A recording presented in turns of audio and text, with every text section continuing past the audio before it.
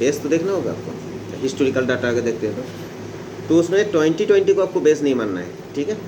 2020 में जो pandemic situation आया था, तो उसके वजह से अगर हम 29 को जब देखें तो वही सही रहेगा, ठीक है। क्योंकि 29 में जब मार्च में मतलब बिहार फेस में जाने लगा, गिरने लगा था, तो उसमें जो टॉप था, मतलब पीक था 29 में, मतलब कोविड के पहले, ओके, उसको हम बेस मानेंगे तब, ओके, और वहाँ से शुरू करेंगे, ठीक है। कोई भी ट्रेंड उसको बेस मान के, अगर आपको मतलब शॉर्ट टर्म का देखना है तो आप 1 हफ्ते का देख सकते हैं, 1 महीने का देख सकते हैं, 3 महीने का देख सकते हैं। वैसे तो 3 महीने का आपको देखना ही है, 6 महीने का, 1 साल का देखना ही है, देखना तो है ही, क्योंकि उसका ट्रेंड किस तरफ जा रहा है। ऐसा भी तो हो सकता है उसका मूवमेंट शुरू हुआ हो 3 दिन पहले, उसके पहले उसका कुछ अलग ट्रेंड था, है ना। जैसे कैडिला हेल्थ केयर बहुत दिन से वो 42 में जा रहा है, अभी मान लीजिए किसी दिन अगर 10% चल गया तो आपने 3 दिन का अगर डाटा देखा तो आपको लगेगा ऐसे ही चलता आ रहा है। ये गलती बिल्कुल नहीं करना। आपको जो ट्रेंड जो है,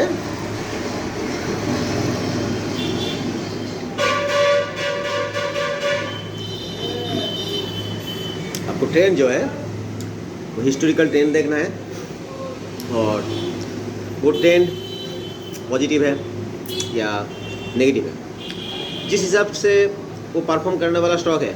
अगर हिस्टोरिकल डाटा दिख रहा है आपको नेगेटिव, वीकली डाटा में नेगेटिव, मंथली में भी नेगेटिव, और वीकली आपको नेगेटिव, वीकली में इतना छोटा टाइम फ्रेम में आपको नेगेटिव पता नहीं चलेगा, मंथली देखना होगा कम से कम, ठीक है।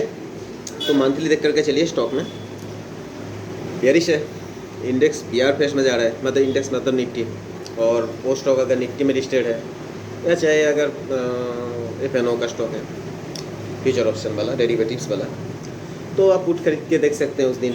अगर मान लीजिए रेजिस्टेंस लेवल के पास गया, रेजिस्टेंस कौन सा है अभी देखा जाए कि मतलब किसी जगह के सबसे ज़्यादा ओपन इंटरेस्ट जहाँ पर है, मतलब बॉल साइड में, वहाँ पे स्टॉक चला गया, उसके आसपास चला गया, और वहाँ जाके 2-3 बार मतलब टच किया उसका आसपास जाके, और फिर नीचे आ रहा है। तो उस जगह जब जाए तो उस टाइम एक पुट खरीद सकते हैं, आपके पास अगर पैसा कम है तो। नहीं तो आप चुपचाप बैठिए, आप पहले समझिए कि हम खरीद लिए बस, और चुपचाप आप देखते रहिए। हाँ खरीद लिए, कितना दाम है, एक नोटबुक लीजिए, हाँ ये स्ट्राइक प्राइस का इतने में हमने खरीदा। अब बैठिए देखिए क्या हो रहा है। अब देखा जाए कि हाँ आपके हिसाब से सही चल रहा है, उसका दाम बढ़ रहा है। अगर उस जगह वो रेंज बाउंड रहेगा तो उसका दाम घट जाएगा, ठीक है। तो आप देखिए कितना दिन आप सही निकल रहे हैं। ज़्यादा पैसे है तो कॉल बेच सकते हैं। हाँ हमने कॉल बेच दिया, मान लीजिए कितना दाम था कॉल का, इतना दाम था, हमने इतने में बेचा। अब देखा जाए कि मतलब वो जहाँ पे रेजिस्टेंस था, आपका अगर किस्मत ख़राब है तो रेजिस्टेंस उस दिन निकल गया, 1-1.5% अगर ऊपर चला गया, तो रेजिस्टेंस अगर निकल जाता है 1-1.5% ऊपर जा कर के स्टेक करता है वो, तो आपको मतलब शॉर्ट पोजीशन नहीं रखना है, मतलब बेच के नहीं रखना है, ओवरनाइट में तो नहीं, और इंटरडे में नहीं, स्टॉप लॉस लगा के रखना है, ओके। और आप पहले तो अगर नया ट्रेडर है तो आपको शुरू में देखना है सिर्फ, करना कुछ भी नहीं है। सिर्फ नोटबुक लेना है, स्टॉक सिलेक्ट करना है, या Nifty index, bank Nifty index जो भी है, देख लेना है कितना में ओपन हुआ, लिखिए आपका अजम्पशन कितना बोल रहा है, इतना में क्लोज होना चाहिए, इतना में एक्सपायरी होना चाहिए, एक्सपायरी के दिन है तो NSE की वेबसाइट में जाना है, स्ट्राइक प्राइस देख लेना है, किस का कौन सा स्ट्राइक प्राइस में कितना प्राइस चल रहा है, मतलब ऑप्शन का दाम कितना है, वो लिख लेना है। अब एग्जाम करना है आपको, देखना है कि आपके हिसाब से जा रहा है। अगर जा रहा है तो मान लीजिए कि जो कॉल को आप खरीदने का सोच रहे थे, या जो पुट को आप खरीदने का सोच रहे थे, उसमें टिक लगा दीजिए, और पास में लिख दीजिए उसका प्राइस, ठीक है। उसके बाद एक्सपायरी होने के पहले तक 2 बजे तक, 2:30 बजे तक आप देख लीजिए कि क्या आपके हिसाब से चला। अगर चला तो राइट, बस वही आपका कमाई है, पैसा नहीं, ज्ञान, ठीक है। ये अगर मिला तो पैसा बहुत कमा सकते हैं। अगर उस दिन अगर पैसा गया तो पैसा कोई नहीं देने वाला, ठीक है।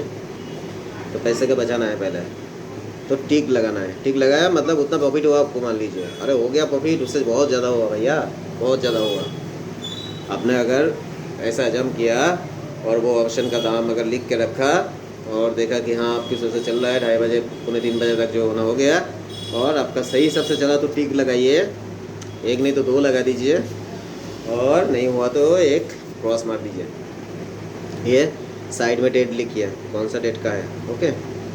फिर अगला दिन नेक्स्ट ट्रेडिंग सेशन में आइए, डेट लिखिए क्या लेना है, निफ्टी बैंक निफ्टी किस पर ट्रेड करना है, कोई पर्टिकुलर स्टॉक, चलिए उस स्टॉक का नाम लिखिए, उसका स्पॉट प्राइस लिखिए, कौन सा स्ट्राइक प्राइस का ले रहे हैं वो स्ट्राइक प्राइस लिखिए और ऑप्शन का प्राइस लिख लीजिए। बैठ जाइए स्क्रीन खोल करके या मोबाइल में, ठीक है, देखते रहिए, समझिए ट्रेड ले लिया आप, समझिए ना मैं बोल रहा हूँ, ले लिया। उस दिन में आपको जो भी करना है, चाहे बिना है कहीं बाहर गए अब मान लीजिए स्टॉप लॉस भी लगा, मतलब उस हाँ जो स्ट्राइक प्राइस लिए उसमें एक एसएल का भी एक रो रखिएगा, मतलब कॉलम रखिएगा, ठीक है, उसमें एसएल बोल के लिखिएगा स्टॉप लॉस, मैंने इतना में स्टॉप लॉस लगा, चाहे वह बिका है फिर आके बैठे देखे कि स्टॉप लॉस के नीचे में चला गया, या बेचे थे मतलब शॉर्ट किए थे तो स्टॉप लॉस के ऊपर चला गया, हाँ इतना लॉस हो गया, साइड में लिख लीजिए, अब बाजू में एक कॉलम बनाइए और लिखिए पहला दिन जो प्रॉफिट हुआ था कितना प्रॉफिट हुआ था, इतना प्रॉफिट हुआ था, अगला दिन जो लॉस हुआ कितना लॉस हुआ, इतना लॉस हुआ। अरे भाई करिए ना, इतना 1 महीना करिए, फिर जो है पीएनएल आपको मतलब प्रॉफिट कितना हुआ लॉस कितना हुआ दोनों का जो है जोड़िए 1 महीना, देखिए आपका क्या रिजल्ट आ रहा है। टिक तो लगाइए, क्रॉस भी मारिए, लेकिन प्रॉफिट कितना लॉस कितना है सिर्फ एजम्पशन के हिसाब से, बिल्कुल ट्रेड नहीं लेना है। नया ट्रेडर है तो आपको बिल्कुल ट्रेड नहीं लेना है, सिर्फ एजम्पशन के हिसाब से प्रॉफिट 1 महीने का टोटल कीजिए, लॉस टोटल कीजिए, जो ज़्यादा हुआ उसमें से माइनस कर दीजिए। अब देखिए कौन सा ज़्यादा, अगर आपका प्रॉफिट ज़्यादा है तो आप सही है, कितना सही है अगला महीना देखा जाएगा। चलिए अगले महीने के लिए तैयारी कर लीजिए, अगला महीना आ जाइए, अगले महीने फिर आप उसी हिसाब से डाटा एनालिसिस कीजिए, दूसरी हिसाब से डायरी का पेज में आप पे नोट करते चलिए। भैया 2-3 महीना ऐसे चला गया तो कोई दिक्कत नहीं है, आप जो है मतलब आपकी नॉलेज बढ़ेगा, एक्सपीरियंस बढ़ेगा, मार्केट से आपका एक व्यू बदल जाएगा, आपका माइंड सेट चेंज हो जाएगा, ठीक है। आप ट्रेडिंग अकाउंट में पैसा बिल्कुल मत रखिए, नए हैं तो कमाने के लिए पूरी ज़िंदगी पड़ा हुआ है, ठीक है। जब ऊपर वाला मौका देगा ना, अगर आपको इस चीज़ का ज्ञान रहेगा तो आप उस टाइम आप अपना उस मौके का इस्तेमाल कर सकते हैं, भरपूर इस्तेमाल कर सकते हैं। अगर मान लीजिए जो डायरी आप बना रहे हैं 1 महीने का डाटा मतलब देख करके आपने ट्रेड लिया, डायरी में लिखा, ऐसे लिया नहीं है फिजिकली नहीं लिया, लेकिन आपने डायरी में ले लिया कि ये ले लिया और देखा गया 1 महीने के बाद कैलकुलेशन में आपको लॉस आया ज़्यादा, तो उतना तो आपको चला जाता ना। 2 महीना मतलब सेकेंड मंथ में आइए, नेक्स्ट मंथ में, फिर नेक्स्ट मंथ में, 3 महीना आप ऐसा कीजिए, 3 महीने में देखिए टोटल कितना आप कैसे कैसे किए क्या किए। लेकिन हाँ एक चीज़ है, आप तभी सही होंगे जब आप ऑप्शन का प्राइस लिखेंगे और उसको स्टॉप लॉस भी लिखेंगे, तभी आप सही होंगे। ऐसा नहीं है आप स्टॉप लॉस लगा लीजिए, मान लीजिए ऑप्शन खरीदा है आपने 50 रुपया में, तो उसका स्टॉप लॉस आपका आपके हिसाब से होगा वो 35 रुपया, जो भी हो वो स्टॉप लॉस लिख लिया। अगर आपका स्टॉप लॉस काट गया तो उतना लॉस लिख लीजिए लॉस में। अगर मान लीजिए कि 50 रुपया का वो 100 रुपया हो गया तो 50 रुपया प्रॉफिट में लिख लीजिए, महीने के एंड में आकर के दोनों का टोटल कीजिए, ठीक है। अब ऐसे 3 महीने आपको करना है और हर रोज़ आपको स्टडी करना है, मार्केट को देखना है, ट्रेंड देखना है, हिस्टोरिकल डाटा देख करके तभी ट्रेड लेना है। ये जो ट्रेड आप ले रहे हैं ना, आप मान रहे हैं कि अब इसमें कोई मतलब आपको पैसा नहीं लग रहा है, इसका मतलब ये नहीं है कि आप सिर्फ डायरी में लिखते जा रहे हैं, तो ये जो है ये पैसे से भी ज़्यादा है, ये पैसे से भी ज़्यादा है, इसको इम्पोर्टेंस और ज़्यादा देना है। जो स्टडी आप पैसा बचाने के लिए और पैसा कमाने के लिए करने वाले थे, तो आप सिर्फ सीखने के लिए वो मतलब काम कीजिए, आप डाटा देखिए, और मतलब कौन सा डाटा, ऑप्शन चेन का डेरिवेटिव्स का डाटा, ठीक है, और आपका स्टैटिस्टिकल जो चार्ट बन रहा है उसका डाटा, उसमें ज़्यादा कुछ नहीं है। हिस्टोरिकल उसका ट्रेंड देखिए, ट्रेंड क्या है, बुलिश मतलब ऊपर तरफ जा रहा है या बेयरिश नीचे तरफ आ रहा है, बस। और उस हिसाब से आप अपना कॉल पुट जो भी खरीद रहे हैं वो खरीदने के साथ साथ यहाँ पे खरीद रहे हैं डायरी में, ओके, डायरी में खरीद रहे हैं, और उसके पास में उसका स्टॉप लॉस, फिर उसके कब छोड़ने का इरादा है, उसी दिन छोड़ने का इरादा नहीं है तो चलिए कैरी फॉरवर्ड लिख लीजिए एक रिमार्क्स में रिमार्क्स में लिख लीजिए कैरी फॉरवर्ड उस दिन के लिए। अगला दिन आए फिर उस दिन लगा नहीं बहुत लॉस हो रहा है, ऐसे तो मॉनिटरी कोई लॉस नहीं हो रहा है, लेकिन यहाँ पे लॉस हो रहा है ना डायरी में, समझना होगा, फीलिंग्स को ऐसे करना होगा, तभी आप रोबोट बन पाएंगे, तभी आप मार्केट में ट्रेड करेंगे, तभी आप ट्रेड करने के लायक होंगे। जब आप इस तरह का माइंडसेट आप क्रिएट कर पाएंगे तब। तो नहीं लॉस हो रहा है, इतना ज़्यादा लॉस हो रहा है, अब तो मेरा स्टॉप लॉस हिट हो गया, चलो छोड़ो, लॉस में एंट्री कर दिया, ओके। प्रॉफिट नहीं, बस इतना ही टारगेट था मेरा, टारगेट अचीव हो गया, चलो छोड़ो, ले लिया। एक दिन में कभी भी ज़्यादा ट्रेड नहीं लेना है और ज़्यादा स्टॉक को मतलब फॉलो नहीं करना है, हाँ। तो मुश्किल हो जाएगा, शुरू में तो बहुत प्रॉब्लम होगा। हाँ, आपका एक्सपीरियंस बढ़ रहा है, 1-2 साल हो गया, 3 साल हो गया, तो आप जो है बहुत सारे स्टॉक को, हाँ, उसका मूवमेंट देख सकते हैं, एक्टिविटी देख सकते हैं। नहीं तो नए अभी 2-3 महीने, 6 महीने, 1 साल आए हैं, तो आपके लिए पॉसिबल नहीं है। तो एक स्टॉक या 2 स्टॉक, उसका एक्टिविटी, उसका सारा डाटा एनालिसिस, ट्रेंड चार्ट देखिए, नोटबुक पास में रखिए, उसी हिसाब से आप कॉलम, मतलब जितना कॉलम आपको लग रहा है उतना कॉलम बना लीजिए, रो बना लीजिए, रो उसके डेट के हिसाब से होगा, ठीक है। एकदम लास्ट में पहले में डेट रहेगा, उसके बाद में आप स्टॉक का नाम, फिर जो है स्ट्राइक प्राइस, स्पॉट प्राइस, फिर स्ट्राइक प्राइस, ऑप्शन का प्राइस, आपने कितने में ख़रीदा, बाई, सेल, प्रॉफिट में पी, उसके बाद में एल मतलब लॉस, नेट क्या क्या आ रहा है, एक रिमार्क्स, ओके। ये हो गया रो। कॉलम में आपका डेट, 20 ट्रेडिंग सेशन है, ज़्यादा से ज़्यादा 22-25 बना लीजिए, चलेगा। 22-23 बना लीजिए, 22 बना लीजिए, 22 का एक कॉलम बना लीजिए, ओके। और उस हिसाब से रो बनाइए।